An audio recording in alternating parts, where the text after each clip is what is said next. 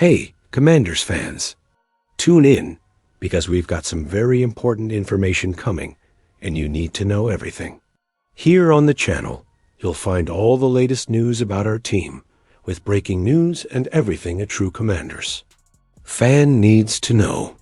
So first of all, subscribe to the channel and activate the bell because here you'll receive everything firsthand and never be out of date. Oh, and leave your like right now to strengthen this incredible community and show that Commanders fans are always there. No more ado, hang in there, because today's news is unmissable. Now, let's get straight to the point. Reporter offers solution to contract impasse between Terry McLaurin and Commanders. Washington Commanders wide receiver Terry McLaurin, who is in the final year of his current contract, caused a stir when he said Tuesday that he was very frustrated with the discussions between his team and the organization. David Aldridge of The Athletic shared in an article published Tuesday how the two sides could reach an agreement before the start of the 2025 season. Aldridge suggested that McLaurin and the Commanders should negotiate a deal worth more than the four-year, $77 million guaranteed extension, which could reach $120 million, similar to the contract that Detroit Lions wide receiver Amon-Ra St. Brown received last offseason. Aldridge also believes McLaurin should be willing to accept an offer lower than the four-year, $130 million extension that New York Jets wide receiver Garrett Wilson agreed to this week. League executives, coaches, and scouts interviewed by ESPN did not rank McLaurin among the top 10 players at the position for 2025. St. Brown ranked 6th on the list, while Wilson ranked 10th. That said, StatMuse shows that McLaurin recorded the 9th most receiving yards, 6,379, and 12th most receptions, 460, in the NFL between 2019 and 2024. More importantly, McLaurin became a favorite target for quarterback Jaden Daniels, who won Offensive Rookie of the Year and led the 2024 Commanders to this year's NFC Championship game. As noted by ESPN, McLaurin finished Daniels' first regular season second in the NFL with 13 touchdown receptions. McLaurin ranked 15th with 1,096 receiving yards and tied for 19th with 82 receptions. McLaurin earned a contract near the top of the wide receiver list, Aldridge added. Steelers expected to trade star T.J. Watt to Commanders for Terry McLaurin in blockbuster move the Washington Commanders, just weeks away from beginning training camp for the 2025 NFL season, and wide receiver Terry McLaurin has yet to sign a contract extension.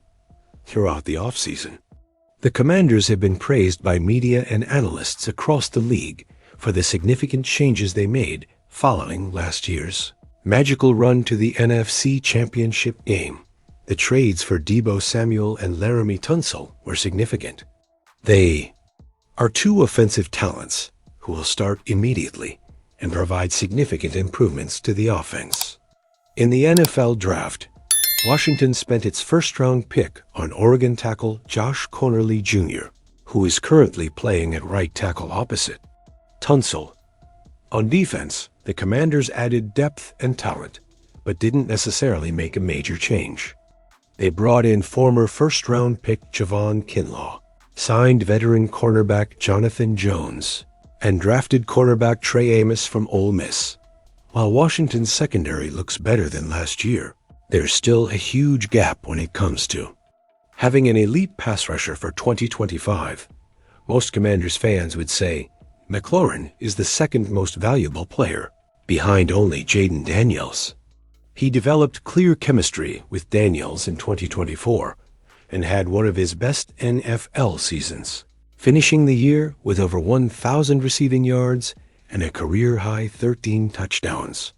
On Tuesday, McLaurin met with the media and publicly expressed his frustration with the current contract and negotiations with the Commanders' front office, which have been stalled since early spring. According to multiple reports, Washington's no one wide receiver is entering the final year of his contract and is reportedly looking to earn over $30 million. That would place him among the 10 highest paid wide receivers in the NFL. Meanwhile, in Pittsburgh, star pass rusher T.J. Watt is in a similar situation with the Steelers. Like McLaren, Watt is 30 years old, and while he's one of the NFL's dominant pass rushers, he's likely seeking a longer contract than the Steelers are willing to give him. Browns pass rusher Myles Garrett recently reset the market at his position with $40 million per year. So Watt and the Pittsburgh Steelers are at a standstill. Steelers Wire proposed a trade scenario in which Pittsburgh trades Watt for McLaren, and the pass rusher goes to D.C., while the Commanders' star W.R. adds another weapon alongside D.K. Metcalf.